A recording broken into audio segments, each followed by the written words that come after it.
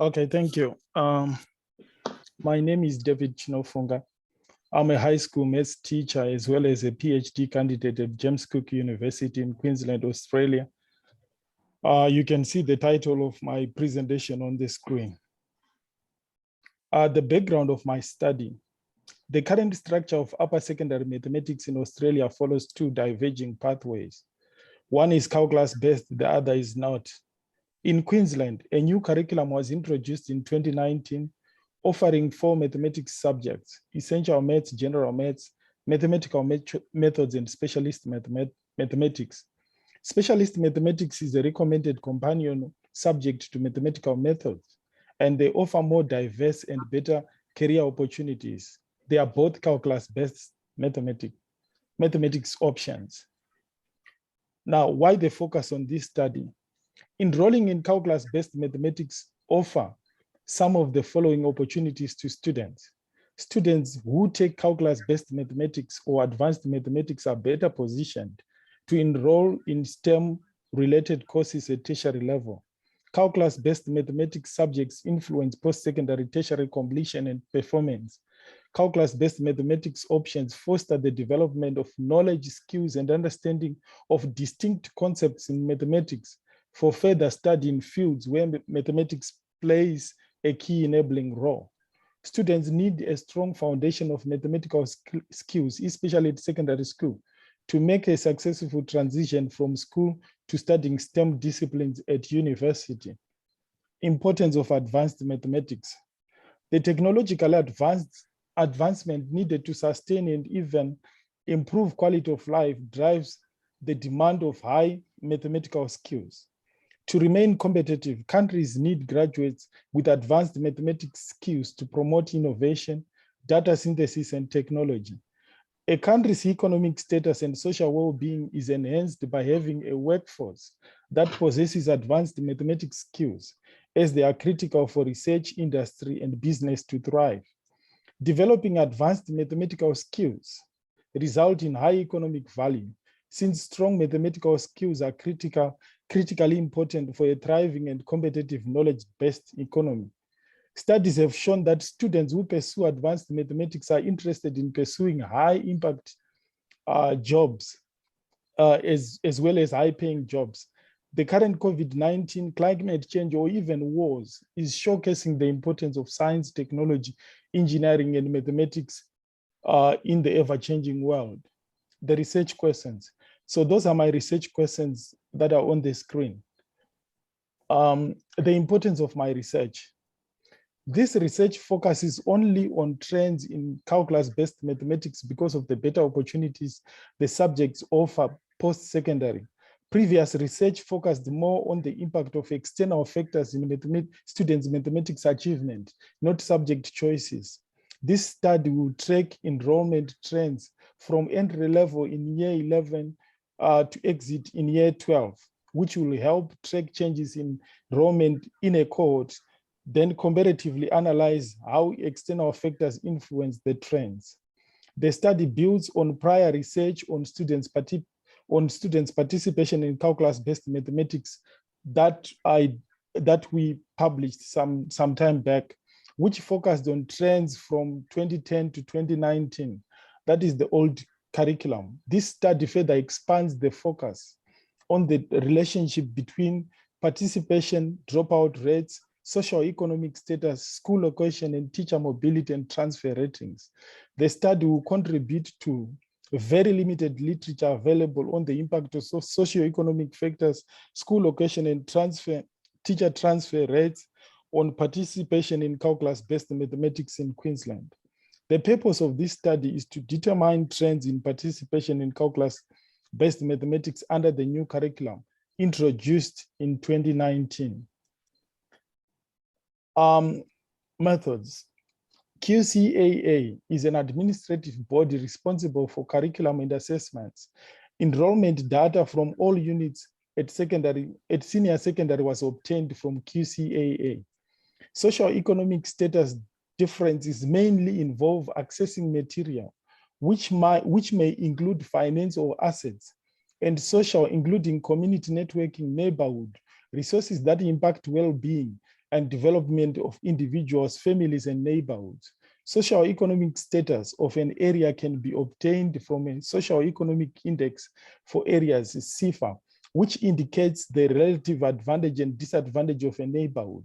This percentage index is developed by the Australian Bureau of Statistics after a census, and the current index is from 2016. You have 5 in minutes Australia, more.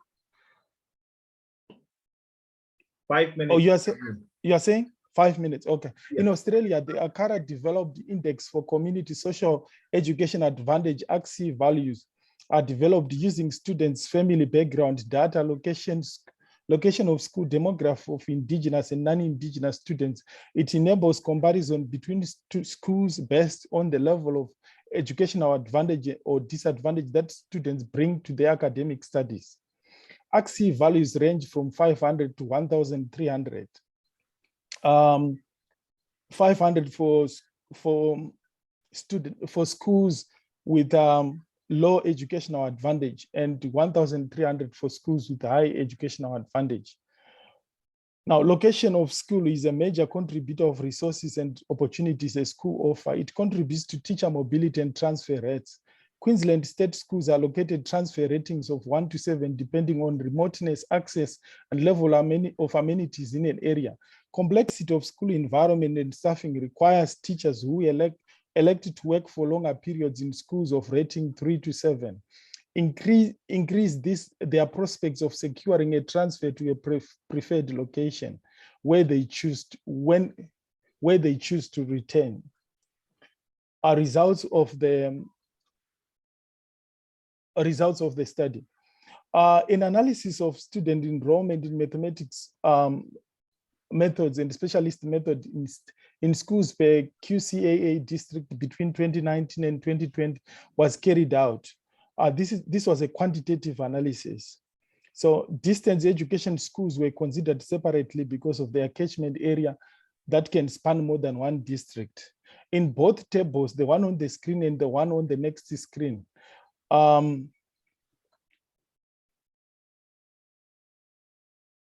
it was considered that because of the nature of the subjects, it was because they are both calculus-based mathematics. When you looked at the dropout rate, you could see that there are more than 2,712 students who dropped in that year of between 2019 and 2020. Even on specialist mathematics, you can see that in total, there are 496 students who dropped out of specialist mathematics.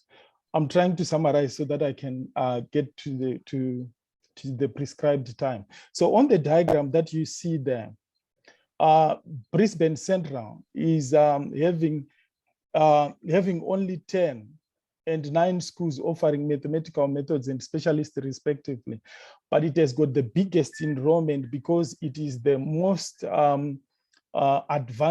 advantaged district.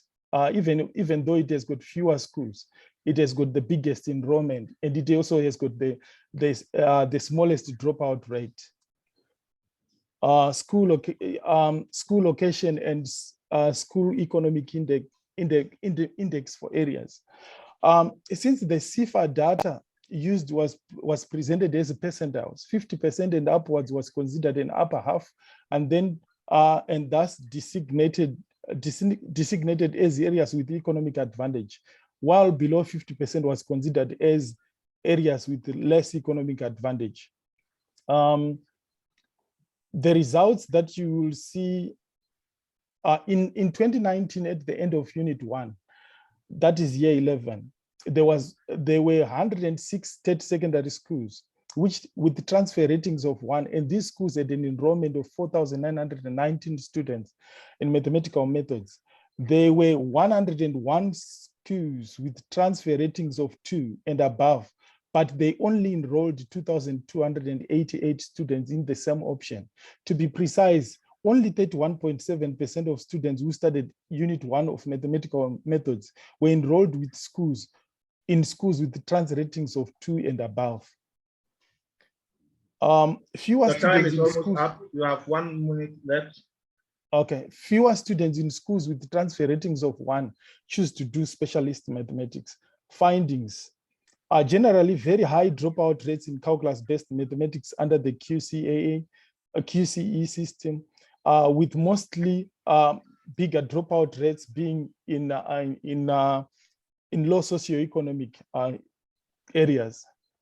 And then I'll go to limitations. The lack of qualitative data, because we didn't do any interviews, but we used the data that was available from QCAA, and the effects of COVID-19 too can be factored into the study. Although we can realize that in Queensland, we didn't have any lockdowns for the majority of 2019 and 2020. I will entertain questions. Thank you very much for your wonderful presentation.